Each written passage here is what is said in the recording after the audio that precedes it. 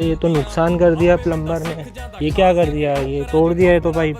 ये क्या है ये समीर भाई, ये ऐसा क्यों कर दिया इसको? अरे जय भाई आप घबराओ मत, ये आपके फ़ायदे वाली चीज़ है। इससे ये जो मैंने काटा हूँ इससे एयर मेंटेन रहेंगी, जो अपना सॉलिड लेट्रिन का जो पाइप रहेगा अच्छा। उससे एयर मेंटेन रहेंगी, प्लस जो सॉलिड आएगा वो डायरेक्ट टैंक में नहीं जाएगा, इससे होते हुए टैंक में जाएगा। आइए मैं आपको बताता हूँ। ये इसके अंदर लगेंगे डायरेक्ट, ये पाइप लग गया है इसमें।